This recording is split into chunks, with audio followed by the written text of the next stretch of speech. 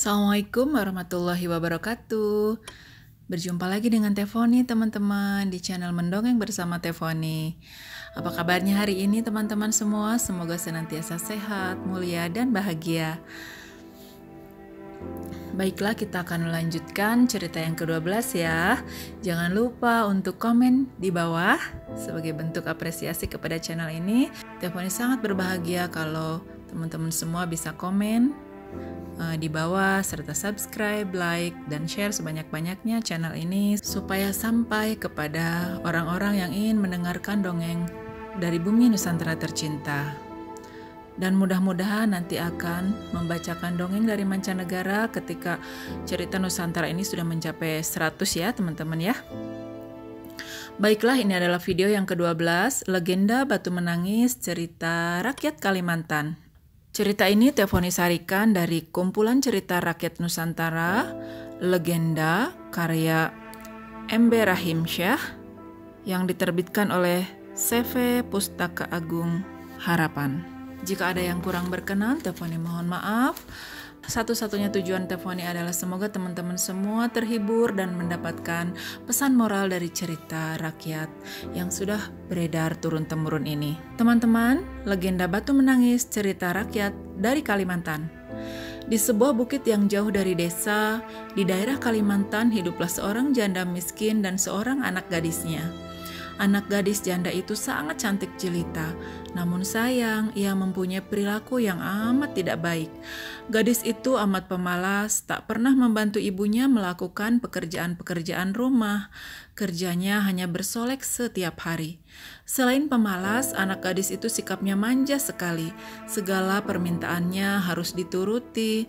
Setiap kali ia meminta sesuatu kepada ibunya harus dikabulkan tanpa memperdulikan keadaan ibunya yang miskin. Setiap hari harus membanting tulang mencari sesuap nasi.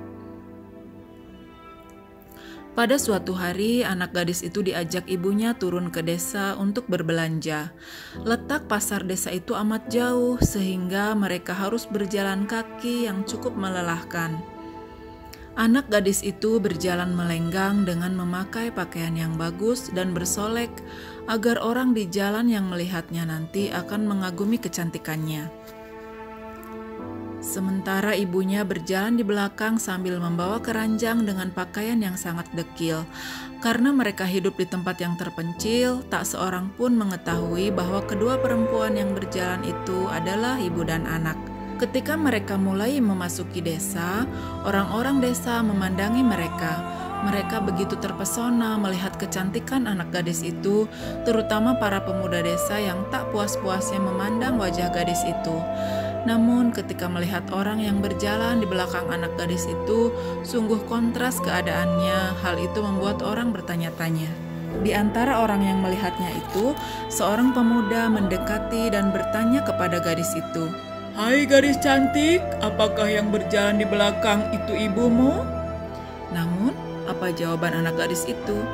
"Bukan, dia adalah pembantuku," katanya dengan angkuh. Kedua ibu dan anak itu kemudian meneruskan perjalanan. Tak seberapa jauh mendekat lagi seorang pemuda dan bertanya kepada anak gadis itu, "Hai manis, apakah yang berjalan di belakangmu itu ibumu?" "Bukan, bukan," jawab gadis itu dengan mendongakkan kepalanya. "Ia adalah budakku." Begitu setiap gadis itu bertemu dengan seseorang di sepanjang jalan yang menanyakan perihal ibunya, selalu jawabannya itu, ibunya diperlakukan sebagai pembantu atau budaknya.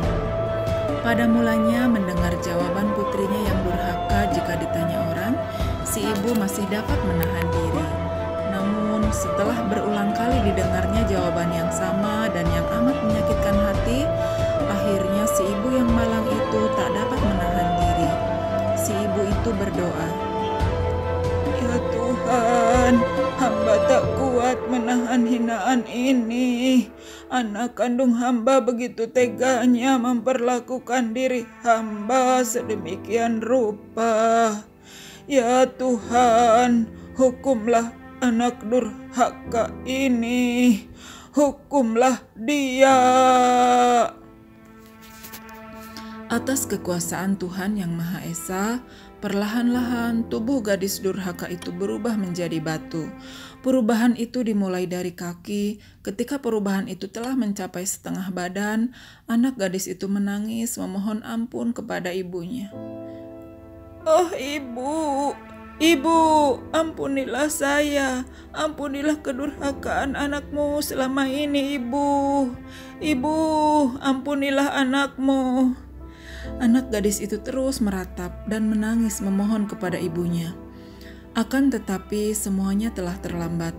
Seluruh tubuh gadis itu akhirnya berubah menjadi batu. Sekalipun menjadi batu, namun orang dapat melihat bahwa kedua matanya masih menitikkan air mata, seperti sedang menangis. Oleh karena itu, batu yang berasal dari gadis yang mendapat kutukan ibunya itu disebut batu menangis.